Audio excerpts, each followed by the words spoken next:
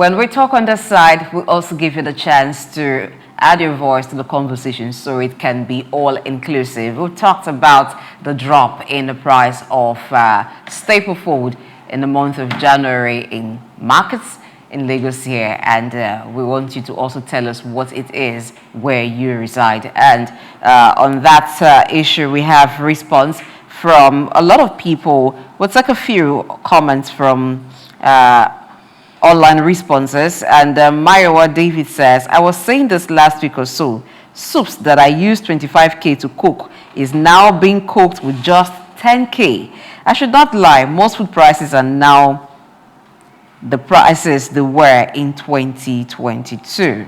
And Mayowa, I think we should visit your house since you cook soup with a lot of money.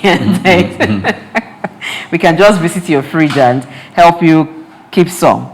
So, Voluation 1 says, it's a big relief to see food prices coming down. We already survived 2 cancers of PMS and forex subsidy. Surely reforming is working and Nigeria shall be great. Rice dropping from 100K to below 70K is a huge difference. Yes, I agree. That's 100K to 70K is a huge difference. So maybe those who have who earn minimum wage of 70K can now buy with 1 month's wage. But I would wait for Doc and Priya to react to that. I'll take 2 more comments on the drop in prices of staple food in the month of January in Lagos, Nigeria, and maybe some other parts of Nigeria. So Ibukun Lua says, cooking oil is still being sold for 25K for 5 liters from barely 7K in 2023. In almost 2 years, there's absolutely no product that is not being sold for more than 100% price increase since 2023. The good thing about bad governance is that those unsolicited slaves that support it openly will also bear the brunt in their closets. We're past the era of slave trade, and we cannot refer to whatever is going on in Nigeria as slave trade. But again, you know, that's the opinion of someone, Ibukunoluwa, but I think you should not use the word slaves to refer to your fellow compatriots. However, the difference of opinion may be. But looking at the issue of the fall in price of staple food, someone said she used soups to make for 25K. She now makes them for 10K. That's a lot of difference. And the bag of rice reducing from 100K to 70K. Now, if you're wondering what the K is about, talking about 70,000 naira or 100,000 naira. So whenever you hear K, just know that is in thousands. I think there's no how to not be reflective. Because if you had gone to the market in December to buy onions, I knew my wife complained a lot. So 1 ball of onion was as expensive.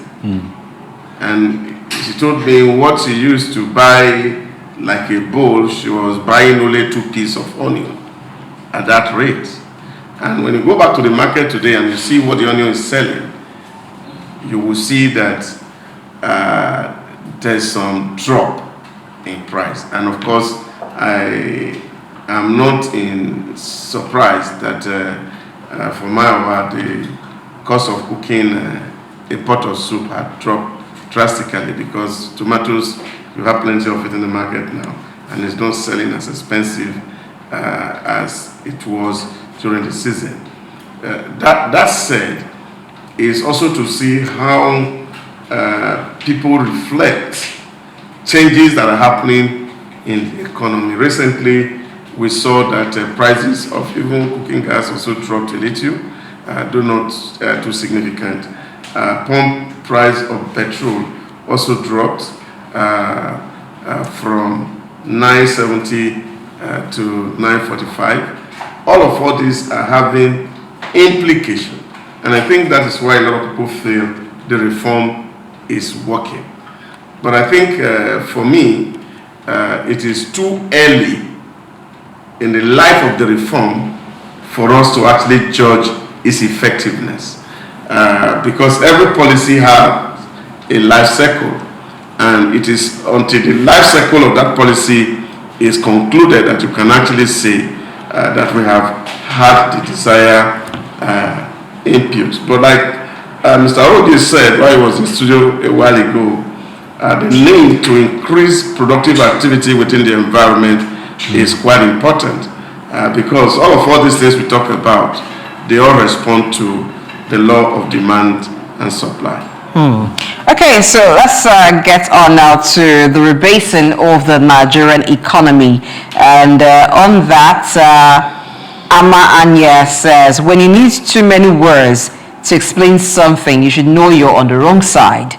The job of the NBS is to provide data to inform government policy making. You don't have to sugarcoat it, saying unemployment is 4% gives false sense of hope. Same as this new inflation thing. And another comment from Akintunde Babatunde says, so Nigeria's inflation miraculously dropped from 40% to 24% overnight, not because prices went down, but because the government changed formula. Rebasing changes how inflation is measured, not the reality of rising food, rent, and transport costs. If your wallet still feels the heat, you are not imagining it. This is statistical. Okay, this is statistical abracadabra, not economic relief. They are not fighting inflation. They are fighting the numbers. Don't let them gaslight you. That's what Akintunde says. And one final comment on that, not rebasing an economy, especially after significant devaluation of the currency, is not a hallmark of a good leader. In fact, it is tantamount to running an economy on vague terms, especially when the last rebasing was done almost 10 years ago. Pri, your thoughts? Yeah, I think the few persons who made the speech,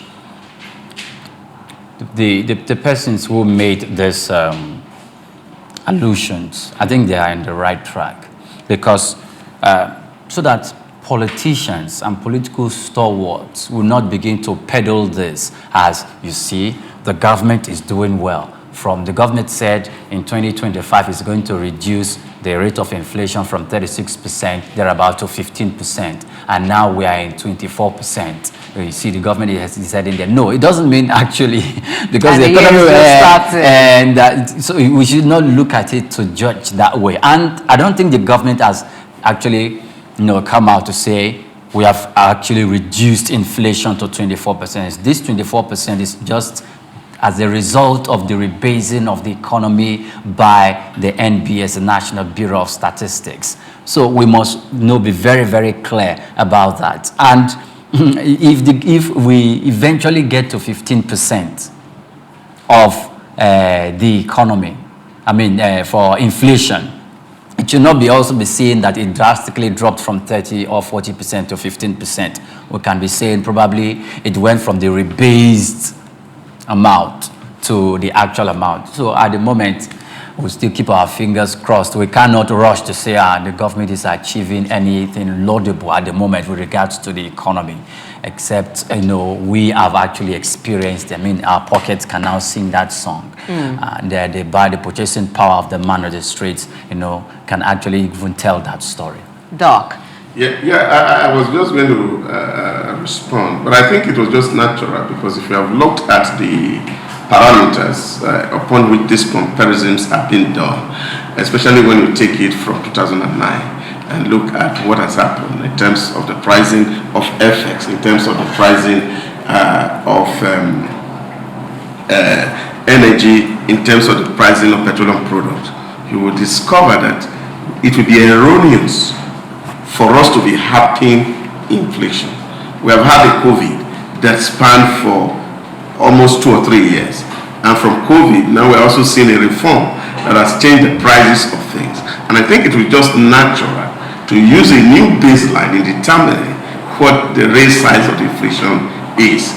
And for this other person who talked about the unemployment rate in Nigeria, yes, people may not be employed in the bank or employed in government, but a lot of people are doing a lot of informal things that are putting money in their pocket that, of course, people are not taking for employment. What gives you money is what employs you. And to that extent, and I still feel that employment figure in Nigeria is not as high as 5%. if we're to look at it, that a lot of people who are in the informal sector, who are trading on a daily basis, who are selling things, some are doing crypto and they are earning money and they are not accounting for it. All these things are employment, and people are not talking about it. You know, these days we have a lot of persons when you ask, are you employed? Many people will still say self-employed or CEOs. So I think that we need to begin to take account of every sector of the economy so that we can actually understand what's going on in the economy. Very interesting word there when you think about what's happening in the UEFA Champions League and Premiership, and also monies that clubs are making. It's a lot of money that Arsenal has made there. 616 million pounds. Well, I'm doing the calculation in my head, converting that to naira. 616 million pounds. Wow, that's a lot of money. Yes, I want to see that in Delta State, most especially in Warri Wolf. Maybe they can have that kind of financial chest so they can buy players from across the world too to come feature in the Nigerian Premier League. Yeah, I think we also have a role to play to ensure that we are watching, because when there's a lot of attention on the local leagues, it will thrive, it will gain more sponsorship, and then the players can be earning a lot. But if you and I are only watching Arsenal, Manchester, and we're saying we're fans of these foreign clubs, so the local leagues will die off. You come and tell us about how much is going through the Nigerian Premier League, so that we can know how the local league is also, affecting some form of business. Well, tomorrow is Friday. Chooks may just decide to do home stuff. Let's talk from home. Charity the same begins at home. Adjust your right. Well, what I'm wearing looks like the color of Arsenal. Send something to your fan over here. I am Blessing H, and that's the show today from Dark. Bye from here. See you tomorrow, God willing. Priya Krumale. And I'm Oyin Priya Krumale. See you tomorrow. It's going to be Friday and it's going to be nice. You need to watch out for tomorrow's show. It's going to be a wonderful one. The show begins 7 a.m. West African time. Until then, ensure that you stay and spend your day with Sick News TV.